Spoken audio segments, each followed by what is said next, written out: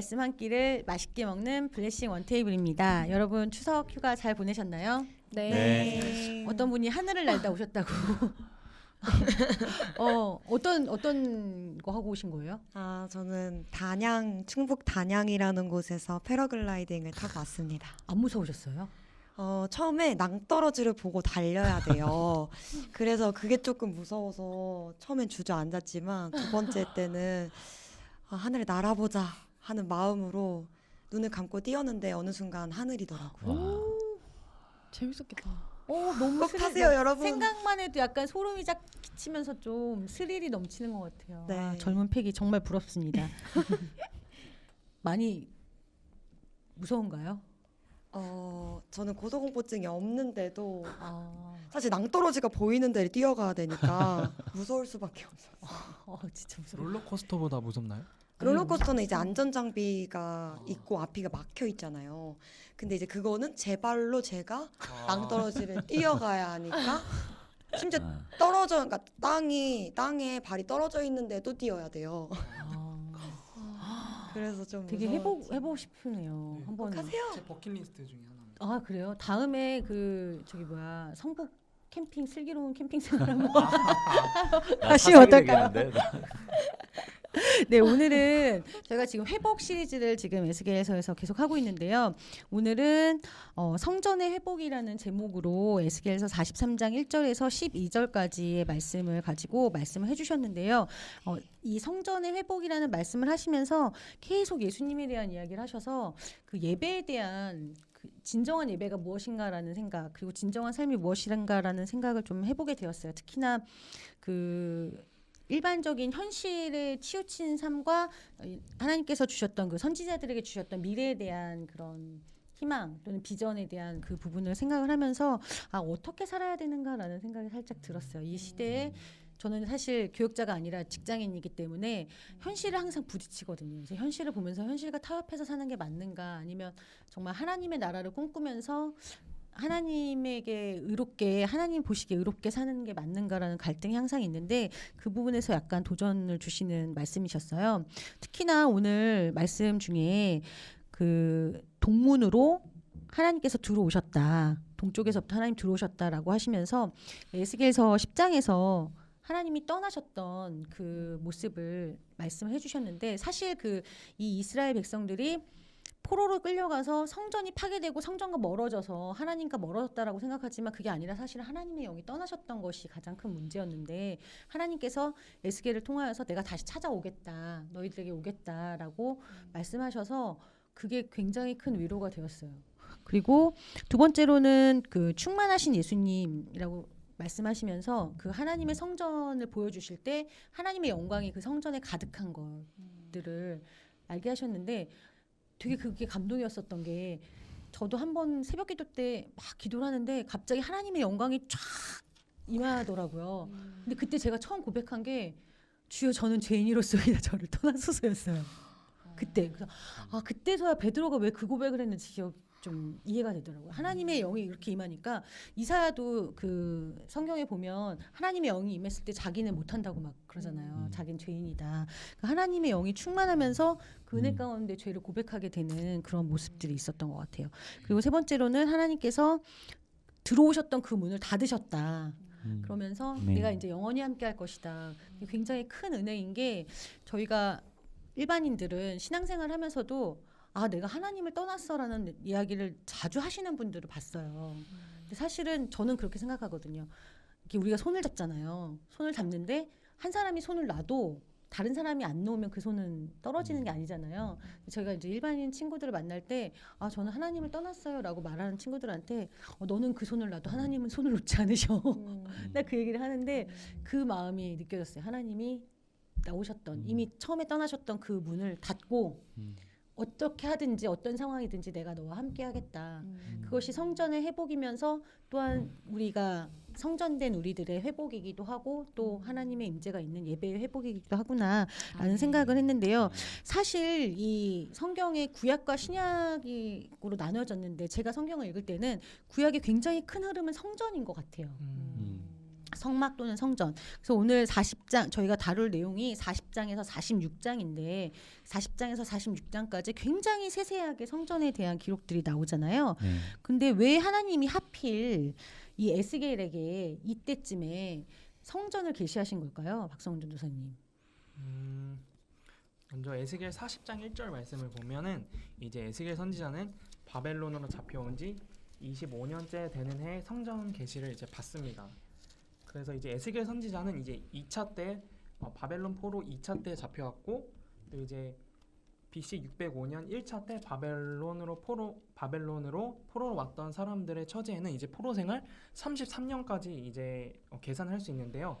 그래서 한번 생각해 보면 25년에서 34년 그 33년까지 포로 생활이 한다고 하면은 얼마나 막막하실지 좀 생각이 듭니다. 그래서 너무나 막막해서 내일을 꿈을 꿀 수 없고 내일을 예상할 수 없는 삶을 살 수 있을 텐데요. 그래서 이제 에스겔이 이 성전 계시를 본 시기는 자신의 고향으로 돌아갈 수 없는 그 생각조차도 할 수 없는 소망의 등불이 꺼져 있던 그런 시기라고 볼 수 있습니다. 진짜 33년이나 또는 25년이 굉장히 막막한 게 저는 그 생각을 잘 못 해봤었는데 그 일본 그 일제 강점기가 한국에 36년이잖아요. 사실 한국의 역사 반만 년을 생각할 때 일제 강점기 36년은 별거 아닌 것처럼 느껴지지만 그 36년이 바꿔놓은 게 굉장히 많은 것 같아요. 한국에 36년의 그 일제 강점기 동안 한글도 뺏길 뻔했고 그리고 정말 그런 뭐 밀정이나 이런 그 암살 이런 영화 보면 그 친일파를 했던 분들 그분들은 다시 독립이 될 거라고는 상상도 못했다라고 생각을 하실 정도로 어떻게 보면 그 당시에 나는 친일을 하지 않았을 수 있을까라는 생각이 들 정도로 그런 모든 역사가 바뀔 수 있는 그런 시기거든요. 생각해 보면 지금 여기 33년 차 아직 인생 33년 차도 안 되신 분들이 많잖아요. 그죠? 네. 근데 그렇게 생각하시면은 태어나면서부터 아예 포로로 살았다라고 생각을 하면 감히 하나님의 성전이라는 게 있었다라는 거는 믿어지지 않았을 것 같아요. 되게 큰 그러니까 상상조차 할 수 없는 시기가 아니었나라는 생각이 드네요. 그러면 그 지금 성전의 구조가 어떤 구조인가요? 네. 성전의 구조는 예전에 이제 모세 시대 때 성막 구조와 굉장히 비슷한데요. 먼저 성막 구조를 살펴보려고 하는데 제가 이제 자료화면 여기 보시면서 하시면 될 것 같아요. 우선은 성막은 이제 바깥들과 그 안에 있는 성소로 구분이 되고 그리고 그 성소는 성소와 지성소로 나뉘게 됩니다. 여기서 이제 더 자세하게 살펴보면 이제 에스겔이 본 성전 구조인데요. 또 다른 자료 화면을 보시면서 이제 더 설명을 드리도록 하겠습니다. 네, 구조는 성막 구조와 비슷한데 이제 에스겔이 본 성전 구조는 바깥들이 있고 그리고 그 안쪽에 또 안쪽들이 있고 그 안에 이제 또 성전이 존재합니다. 그리고 그 바깥들과 안쪽들과 성전에는 층계가 있어서 층계를 통해서 그 안쪽들로 들어갈 수 있는데요. 안뜰에 보면 이제 번제단이 존재합니다. 그래서 이제 번제단을 통해서 또 성전과 또 제사장 방이 그 안에 있는 것을 확인해 볼 수 있습니다.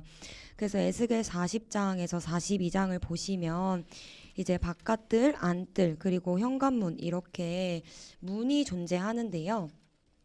사실 성막에는 문이 하나밖에 존재하지 않았어요. 그런데 이제 에스겔이 본 성전 구조는 성전의 문이 3개가 존재하는데 우선 동쪽의 문이 의미하는 바를 좀 설명해 드리고자 합니다. 동쪽의 문은 지혜로움 또는 현인을 나타내고 있고 그리고 북쪽과 남쪽 문은 이제 가난하고 헐벗은 이방인들을 위한 의미로 사용되고 있습니다. 그래서 이 문들이 결국엔 의미하는 것은 온 열방을 향해 구원의 문을 여신 그 하나님의 뜻을 알아볼 수 있습니다. 동쪽 오늘 말씀에도 하나님이 동쪽 문을 향해서 들어오셨다, 동쪽 문을 통해서 들어오셨다라는 말씀이 있잖아요. 네. 혹시 그 성전에도 이렇게 하나님 또는 그 제사장들만 들어갈 수 있는 출입구가 따로 있었나 보죠?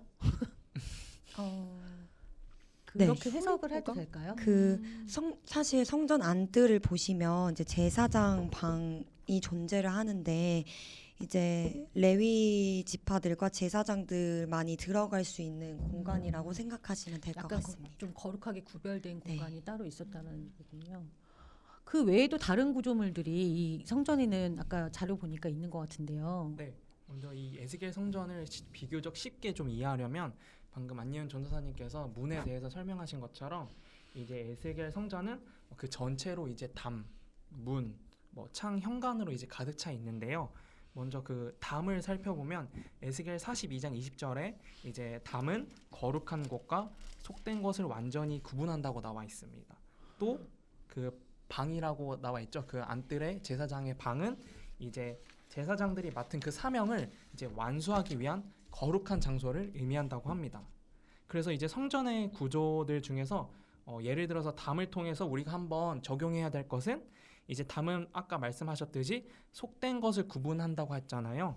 그래서 이제 우리가 그 담을 넘기 위해서는 회개 없이는 결코 그 담을 넘어설 수가 없는 것을 통해서 이제 담은 이제 회개를 해야 된다.